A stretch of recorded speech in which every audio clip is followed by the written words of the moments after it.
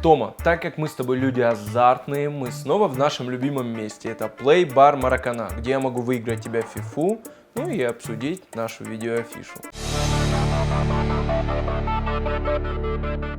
Кстати, Тома, расскажи, как прошли твои выходные? Как отметила 8 марта? Артем, 8 марта я провела просто потрясающе. Была на концерте Вадима Чельдева, отчет о котором вы увидите прямо сейчас. Не так сирень цвела, не так метель мила, пока любовь к нам не пришла. Классическая опера и народный вокал, песни на стихи Пахмутова и Магомаева Бабаджаяна о любви. Простое, но очень искреннее название творческого вечера заслуженного артиста Северной Осетии Вадима Чельдиева. Фортепиано, живое исполнение, полный зал зрителей. Сегодня в концертном зале ГГУ звучат самые знаменитые песни о любви. Вот такой изысканный подарок для прекрасных дам на 8 марта подготовил Вадим Чельдиев. Музыкальная карьера Вадима началась совершенно случайно. Однажды во время занятий хореографией его пение услышал знаменитый дирижер Тамерлан Хосроев.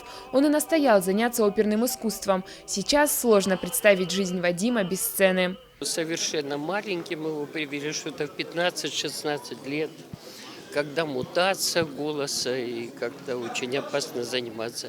Но я должна сказать, как ни странно, у него она как-то прошла очень гладко. Вот он настолько талантливый, что даже как-то она у него прошла незаметно. Конечно, делал в первые же дни громадные успехи.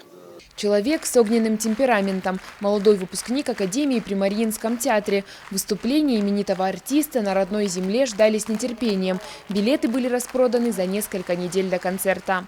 У меня его песни вызывают только положительные эмоции. Он поет душевно, тексты песен, само собой, великолепны просто, со смыслом.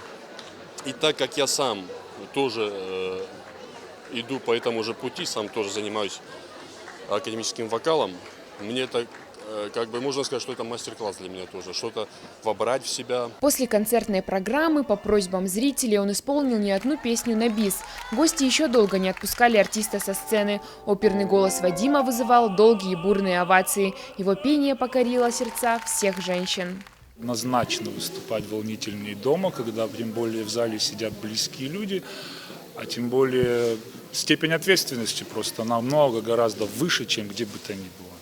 Я пожелаю дамам, знаете, хотя бы на 50%, чтобы сбылось все то, о чем мы сегодня пели. Мне кажется, лучшего подарка для них вряд ли кто-то придумает, если сбудутся те стихи, которые писали мужчины о любви и про женщин. Сегодня Вадим Чельдиев работает над мультимедийным проектом «Моей стране». Его участники – 20 молодых оперных певцов ведущих театров мира. Этим составом они поедут по всей России и исполнят произведения более чем на 15 языках мира. Ну а ты, Артем, как ты провел свои выходные? Знаешь, Тома, выходные прошли просто замечательно. Я побывал в ночных клубах на вечеринках в честь 8 марта. Но на этой неделе будет еще круче. В клубе 49 пройдет тематическая вечеринка. Пятница, 13-е. Будет очень весело. Артем, ты слышал когда-нибудь про метод Крёнхольма? Нет, никогда. Ты знаешь, что в Русском театре как раз проходит премьера спектакля с подобным названием. И угадай, что я попрошу тебя сделать? Наверное, пойти на него. Да. Тома, смотри, что у меня есть. 2 билета на предстоящий концерт Мияги в концертном зале СОГУ 14 марта в 19:00. А 1 билет мне, а 1 билет тебе. Только не опоздай. В кинотеатрах нашего города выйдет продолжение очень крутой драматической комедии «Отель Мэри Гольд». Дорогие леди и джентльмены, мы отправимся к новой драгоценности на моей короне, к жемчужине моей ракушки. Во второй, отель Мэри Гольд лучший из экзотических.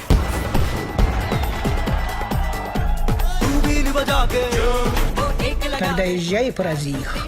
Да, мадам. Сколько раз можно начинать жить заново? Да сколько хочешь.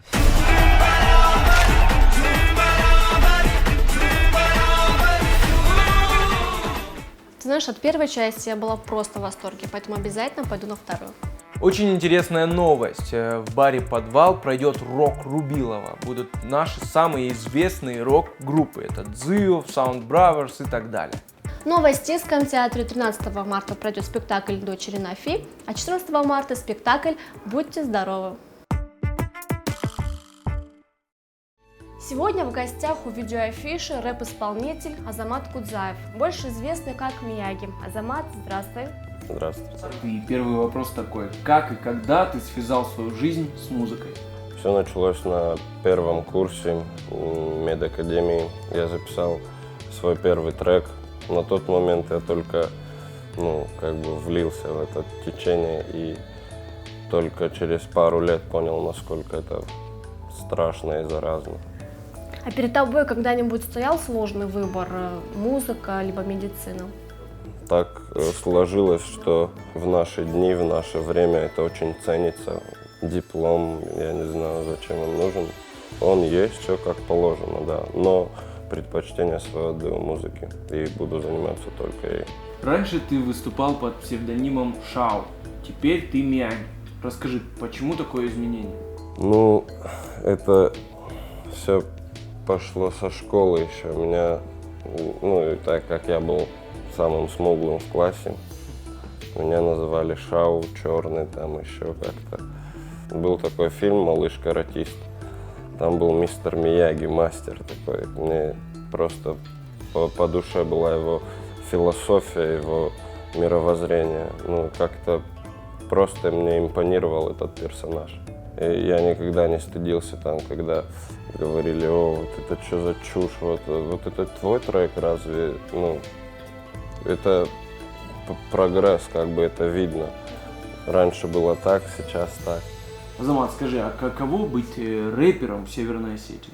В нашей республике это в то время, когда я начинал, даже в то время, когда начинали те, кого я слушал, когда вообще еще не имел никакого отношения к музыке, это было дико. То есть это не воспринималось так, как должно восприниматься. Это не воспринималось как какое-то особое музыкальное направление. Презрение к прямым козырькам, к ровным, к широким штанам.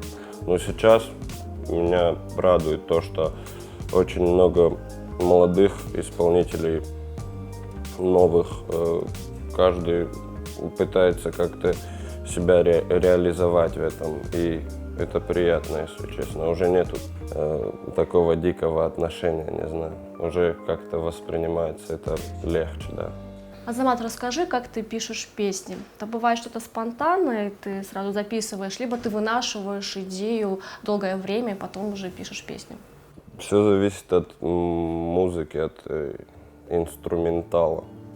Если музыка тебя вдохновляет, ты включил минус, и он рождает в тебе настроение какое-то. То есть, если музыка тебе по душе, ты можешь написать на одном дыхании весь трек.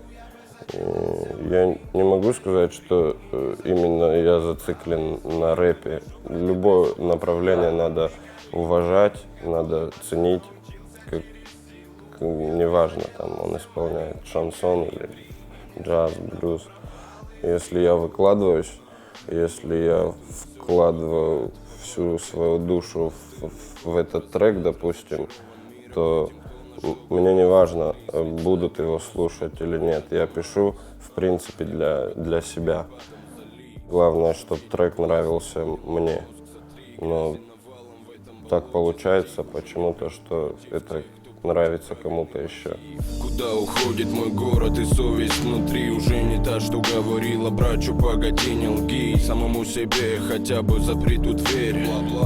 Будто натянули грабли якобы для добра, но пропиты души и прокурена любовь. Эти игрушки доведут до дурки, не хватает слов. Вруби мозги, заруби на носу, пока соблазны манят. Да морозги ранят раздором сытой твари. Присуху целый дом, приколи мне, как улыбаться научился через силу. Я бы заделался маленьким колибри и незаметно бы пропал из виду. Я напишу про депрессуху целый дом, приколи мне, как улыбаться научился через силу. Я бы заделался маленьким колибри и незаметно бы пропал из виду. Азамат, расскажи про свою линию одежды, как и когда тебе пришла эта идея?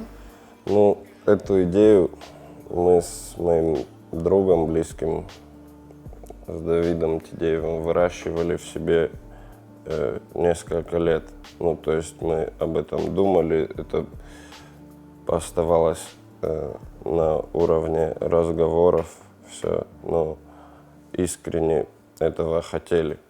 Рисовали эскизы, как-то представляли себе это уже, ну, примерно.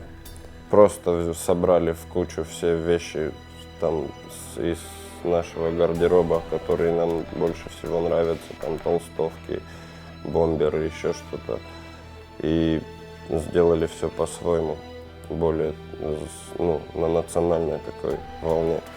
Ну и настал такой момент, когда мы собрались и полетели в Китай, чтобы начать уже пошив.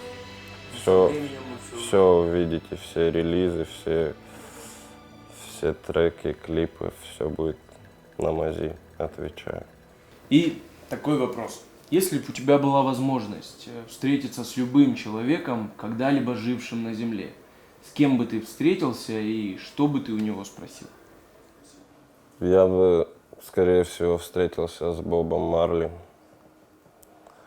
Спросил бы его, как ты, братель?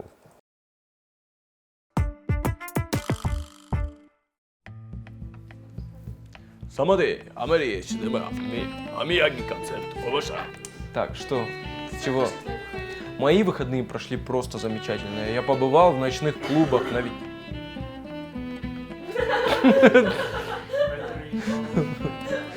Тебе скажу. Чё? Про концерт. Типа поделать дела. Вам подарили билеты, пошли. Когда-то еще во времена Наполеона эта идея посещала мысли великих царей. Наполеон играл тогда за ПСЖ. Ладно.